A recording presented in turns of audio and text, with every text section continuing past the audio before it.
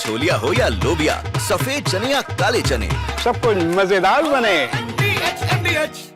रूस नाटो देशों पर हमला इसलिए कर सकता है क्योंकि नाटो की वजह से ही यूक्रेन युद्ध में 3 साल से बना हुआ है। नाटो की मदद से यूक्रेन ने एक बार फिर से युद्ध में वापसी कर ली है। इस बार नाटो की मदद से यूक्रेन ने कीव में हमले का प्रतिशोध ले लिया है। यूक्रेन ने एक साथ रूस के 8 प्रांतों को दहला दिया है। रिपोर्ट तो यह भी है कि नाटो और यूक्रेन के कमांडर ने एक बार फिर से क्रेमलिन पर हमला करने का प्लान बनाया है। यह हमला किसी भी वक्त हो सकता है।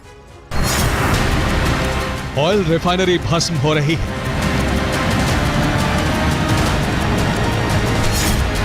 हथियार फैक्ट्री लपटों में घिरी है। सैन्य ठिकाने तबाह हो गए। हथियार गोदाम ध्वस्त हो गए। इमारतें तहस नहस हो गई।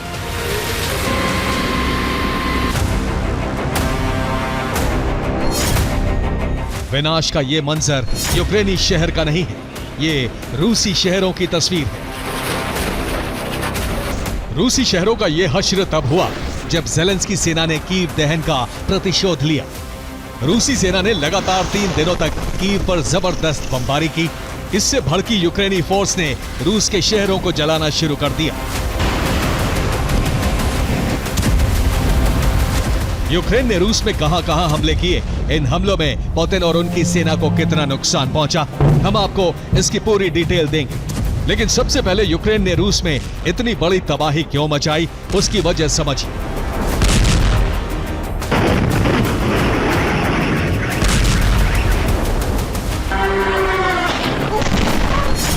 1 अगस्त 2025। इस दिन लेनिनग्राद में रूस के राष्ट्रपति व्लादिमीर पुतिन और बेलारूस के राष्ट्रपति अलेक्जेंडर लुकाशेंको की मुलाकात हुई। इस मौके पर पुतिन ने जो कुछ कहा उससे साफ हो गया कि हाल फिलहाल युद्ध विराम नहीं होने वाला है। सुना आपने, पुतिन ने ऐलान कर दिया है कि युद्ध विराम तभी होगा जब रूस की सभी शर्तें मानी जाएंगी। जब रूस के सभी लक्ष्य पूरे होंगे, उससे पहले सीज फायर की कोई संभावना नहीं है। यह भी साफ है कि रूस की शर्तें ना तो ज़ेलेंस्की मानेंगे, ना ही ट्रंप को स्वीकार होगा।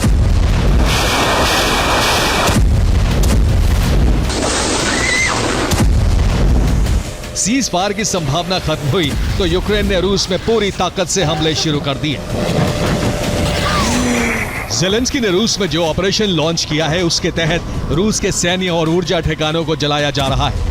यूक्रेनी इंटेलिजेंस से जुड़े सूत्रों के मुताबिक नेटो और यूक्रेनी कमांडर ने एक बार फिर से क्रेमलिन पर बड़ा हमला करने का प्लान बनाया है।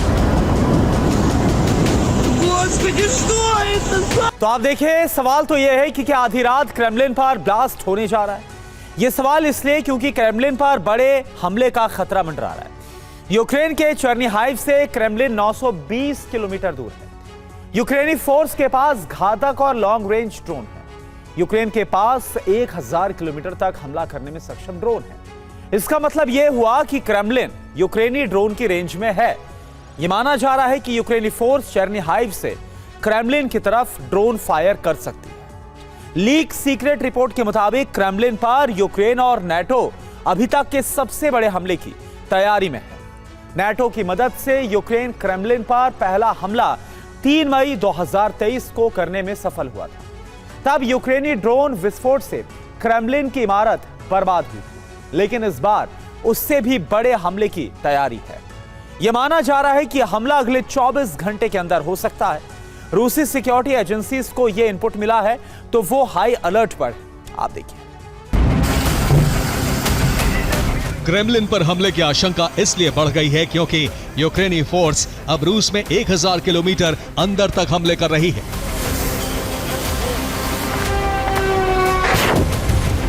यूक्रेन ने रूस के समारा प्रांत में 2 शहरों पर हमले किए।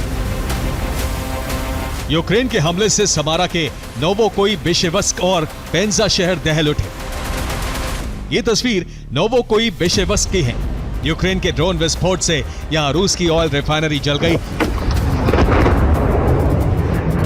समारा के पेंजा शहर में एक के बाद एक 8 विस्फोट हुए। यहां भी यूक्रेन के टारगेट पर रूस के ऊर्जा ठिकाने थे। पेंजा में रूस की एक फैक्ट्री भी बर्बाद हो गई। रियाजान में भी यूक्रेन के हमले में रूस की ऑयल रिफाइनरी तबाह हो गई। यूक्रेन ने क्रीमिया में रूसी सेना के ठिकानों को टारगेट किया।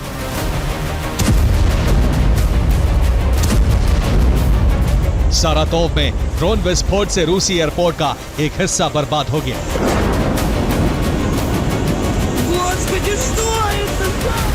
यूक्रेनी फोर्स ने उन शहरों को भी दहला दिया जो यूक्रेनी सीमा के करीब है।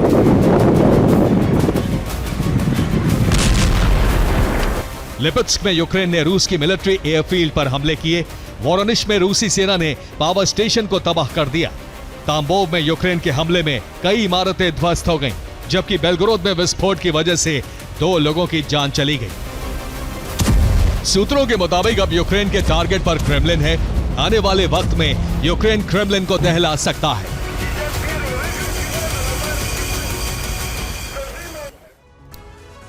तो यहां पर सवाल यही है कि युद्ध में यूक्रेन की वापसी कैसे हुई। आइए इसको समझते हैं बिग वॉल के जरिए। दरअसल अमेरिका ने हथियारों की सप्लाई को बहाल कर दिया है एक बार फिर से यूक्रेन में। इसके अलावा समुद्र के रास्ते यूक्रेन को हथियारों की जो सप्लाई है वो की जा रही है। यूरोपीय देश भी लगातार यूक्रेन को बारूद यानी कि हथियार भेज रहे हैं।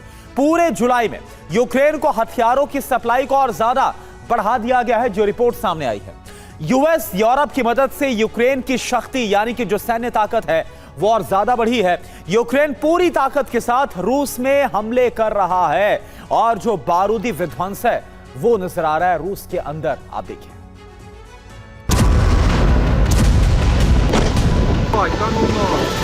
अमेरिका और नेटो देशों से हथियार मिले तो जेलेंस्की के हौसले बुलंद हो गए। जेलेंस्की के आदेश पर अब यूक्रेनी फोर्स पूरी ताकत से हमले कर रही है। ये हमले न सिर्फ रूसी धरती पर हो रहे हैं, बल्कि युद्ध के मैदान में भी रूसी सेना को चोट पहुंचाई जा रही है।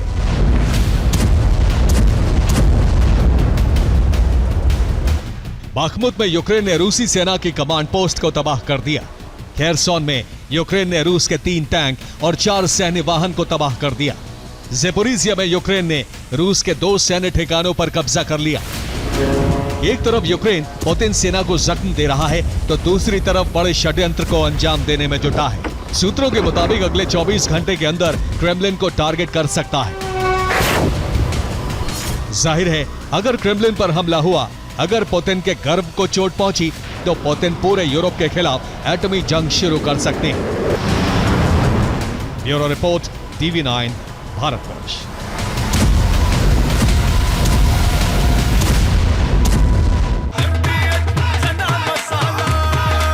अब छोलिया हो या लोबिया, सफेद चने या काले चने, सब कुछ मजेदार बने।